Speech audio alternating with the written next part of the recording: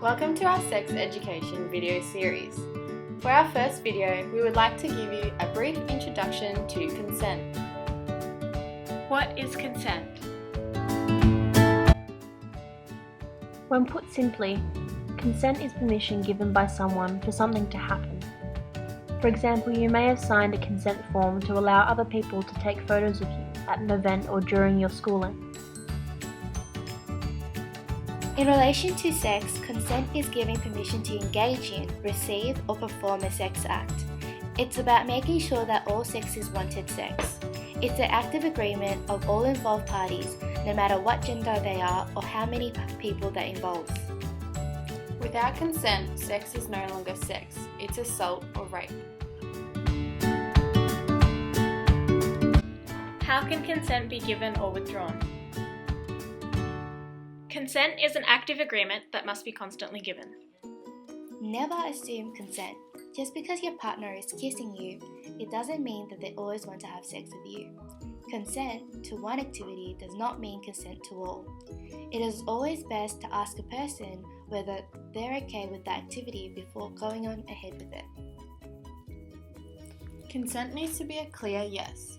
Just because the person is not giving a clear no does not mean they agree to the activity. If there is any chance that your partner could not want to engage in that activity, it is best to check in. Consent can also be withdrawn at any time. If someone says yes to sex and then decides they don't want it anymore, all sex needs to stop immediately. It doesn't matter if the sexual activity has just started or if it's nearly over. As soon as consent is withdrawn, the activity must stop. What is conditional consent? Conditional consent means that the activity is consensual as long as certain boundaries or provisions are met. This might mean that a person consents to a sexual activity as long as condoms or other barriers are used, or as long as it's not filmed. Conditions placed around the activity should be discussed beforehand.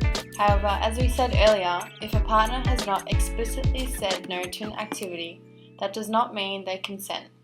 It is important to discuss boundaries and what every person is comfortable with before they engage in the activity.